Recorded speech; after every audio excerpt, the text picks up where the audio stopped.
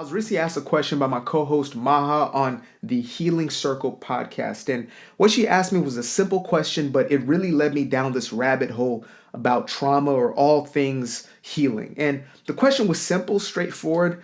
And like most cases, I try to think real deep about it. She told me, hey, it's not a trick question. Like, what is a memory? And so I basically stated that a memory is an image that is stored in the mind. And she added on to that it's not just an image, but it is an image that is connected to an emotion, right?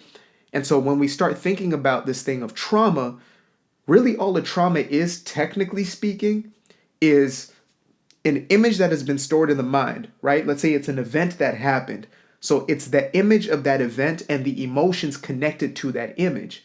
And so when there is a trauma that is reoccurring in one of our lives, whether it's in your life or my life, it is a memory that continues to perpetuate, a memory that continues to surface with the same emotional intensity that it did when the thing first happened to us, right?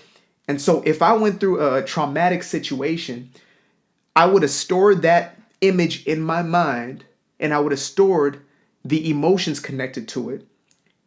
And I would have continued to give it the same power and intensity throughout life. And the reason why we do that, the reason why we continue to give these memories, give these traumas so much power is because in most cases, we haven't been shown any other way. In most cases, we are taught how to cope or to deal with something as opposed to heal from something.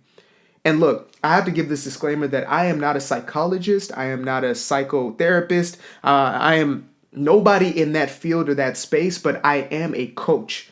I am an individual who lives this. I'm a practitioner more than I am anything else. Yes, I'm a student of this game. Yes, I'm a student of healing. Yes, I'm a student of empowerment and transcending the past and stepping into the new story. But I am also one who lives that path. As much as I help others to transcend that space in their life, I walk this path every single day of my life, and I have devoted and dedicated myself to this space. And the reason is because my own life was changed through coming to an understanding of how to actually heal from those traumas.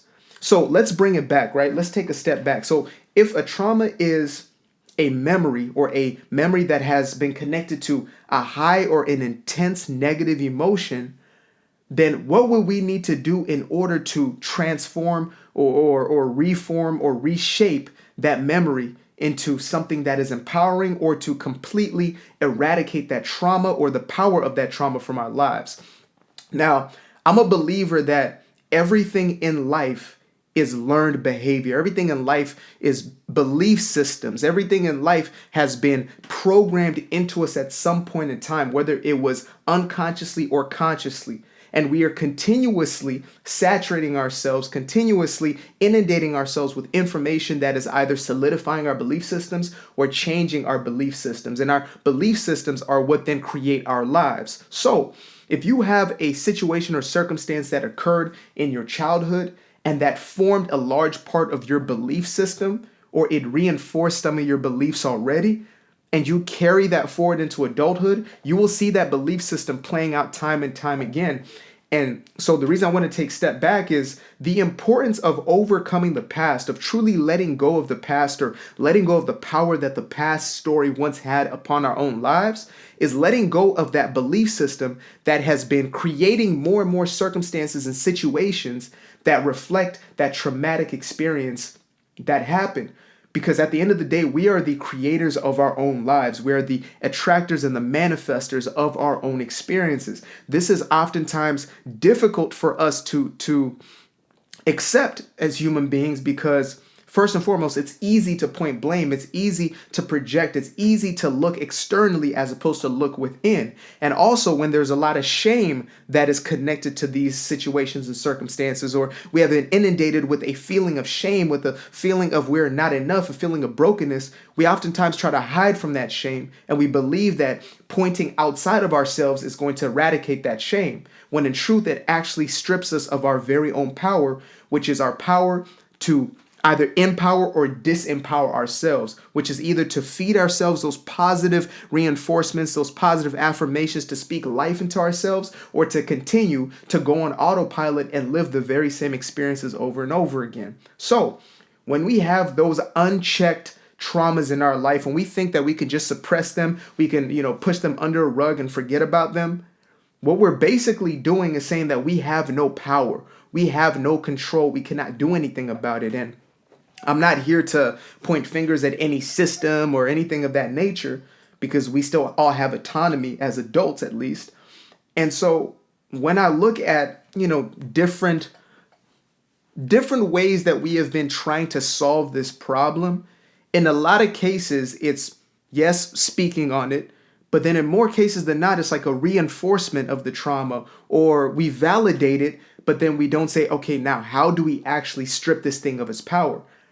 And sometimes we tiptoe around it because we believe that somebody is so damaged that they can't overcome. When in truth, I believe only in your power. I believe that you are a transcender. You are human. Most people say, well, I'm just human. We are only human. Like, I truly believe at my core, because I've experienced this for myself and others, that to be human is to be a creator. To be human is to be transcended. To be human is to overcome things that seem insurmountable, things that seem unfathomable, to the bodily or the carnal mind, or whatever you want to call it, right? Like in Christianity, they call it the flesh. In some, they call it the ego. Like, if you truly know what it is to be human, it is to be a creator, to be powerful, to be an alchemist, to be able to transcend and shift and change things from one form to another. So when we step into this thing of trauma, I do not want us to step into it with this fear, with this mindset of, me touching this thing is going to be so destructive and destroy me. The only thing that's been giving it power is us feeding it that power, us fearing this situation or circumstance and truly unpacking it in a productive way, not in a way where we're going to cope with it, right? And again, bringing up Maha, who is my co-host on our new podcast, she mentioned an example she got from Michael Singer of, in most cases when there is a trauma or there's a wound, instead of truly healing, we will look to cope with that thing. So therefore, let's say there's a nail in your arm, right? And you feel the pain and it's bleeding out and it's wounded and it's infected. And instead of dealing with it, instead of actually going through the process of cleaning it, disinfecting it, wrapping it up, and allowing, nature to go through its process of healing, we will completely ignore it. We'll live life around it. We'll, buy shirts that have a hole exactly there. We'll tell people don't look at it, don't even talk about it. We do everything in our lives to compensate for it, as opposed to taking care of it, because we believe, again, belief system, that actually looking at it is going to be more painful than anything else. When in truth, what has been painful is allowing those belief systems or those thoughts, allowing that image in your head to perpetuate, to grow larger and larger, to be more and more empowered. This is how energy works. Whether you are focusing on something intentionally, or whether you're running from something, or you are trying to avoid something, it is giving it the same amount of focus or attention. So let me explain. If I say, don't think about the pink elephant, don't think about the pink elephant, you can't help but think about a pink elephant, right? And so when we say, don't think about this, don't think about this, when we're trying to suppress something, we're actually putting more of our focus, more of our power, more of our energy upon that very thing. And so that's what happens with, these memories or these images that we have in our minds that are still so rooted in that negative emotion. And so now that we know that it is an image and it is in motion that is connected, we now know that the power, or the place in which we are to have the greatest impact, is of stripping away the emotional intensity or the emotional power that this thing has. The attention that we are giving to the negativity within this situation.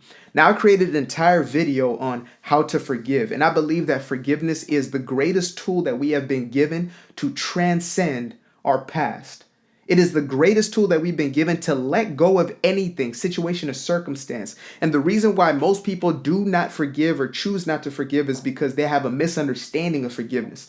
They believe that, or we've been taught that to forgive is to allow somebody back in our lives and to continue to perpetuate abuse, or to allow somebody back into our experience and to walk all over us. It's to basically affirm the negative behaviors of another individual, or the toxic behaviors, the harmful behaviors of another individual.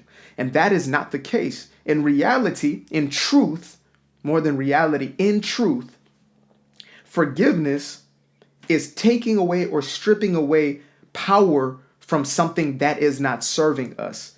It's stripping away power from those low vibrational, low energy, those harmful, and I do mean harmful because these things start to manifest in our life, those harmful situations and circumstances that we are continuing to perpetuate.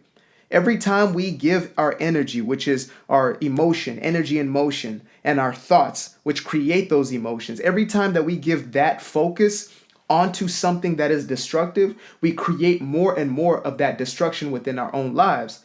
That is how attraction happens. And this entire universe is based upon attraction. Like attracts like. If you are keeping an energy of resentment, of bitterness, of anger, and you continue to perpetuate and stew within that energy, you will attract that very same thing into your life. And so an individual will find themselves continuing to attract narcissists, continuing to attract individuals that mean them no good, because in their heart of hearts, they have that same bitterness, they have that same resentment, they have that same anger, they have fear ruling their lives.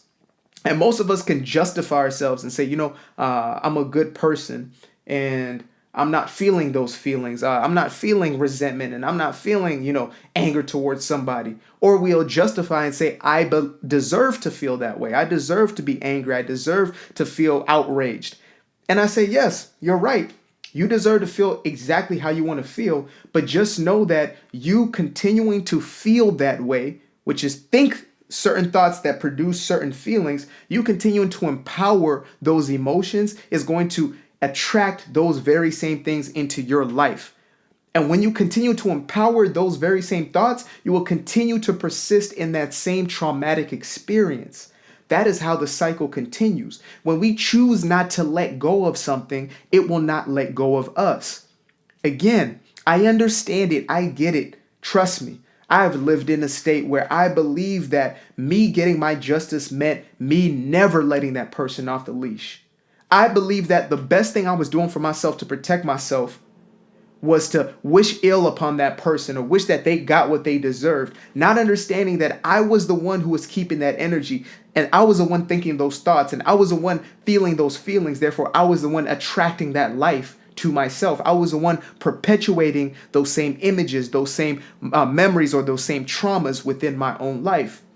And so the very first step and most crucial step within truly transcending is making the decision that it matters more to you to overcome. It matters more to you to be on that other side of that fence. It matters more to you to heal than to stay in that place of bitterness. It matters more to you to heal than it does to feel justified in your bitterness. And I'm not speaking to you like a preacher on a pulpit. I'm speaking to you like your brother. I have nothing but love for you. That's the only reason I do what I do, is because I understand that if you continue to live the same way that you're living, to entertain the same thoughts and to entertain the same emotions, you will continue to have the exact same experiences. You will continue to have those exact same traumas affecting the rest of your life. You'll continue to project onto others. You'll continue to sabotage within your own life if you do not allow yourself to let go of these things. It is a decision, and it is that simple, but it's also that difficult. And it's often said that change is an easy thing to do. Change is absolutely simple, straightforward. Anybody can change. But making the decision to change is oftentimes the hardest thing we will ever do in our lives. When it comes to a true dramatic, drastic change in our lives, making the decision that it matters to us to change, it matters to us to let go of what we once were, is one of the hardest decisions we will ever make. It feels like the longest journey because we're holding on to what that thing served as. In most cases, we feel justified, but we also feel as if that anger, resentment, etc. is serving us in some way. We feel as if it is empowering us when truly it has stripped us of all of our power.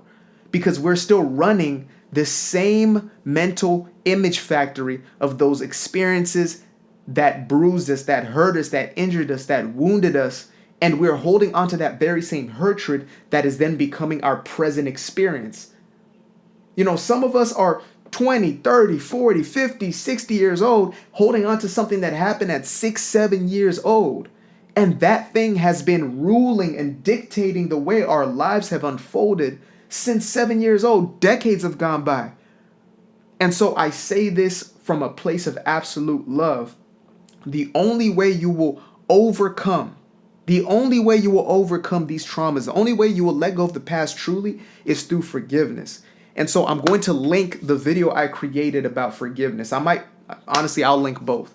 There's one about forgiving yourself, and then there's another one on just how to forgive, what the process looks like, because it is a process. Once you make the choice that it is important enough, it matters more to you to live your life in freedom than in that bondage that you've known for too long.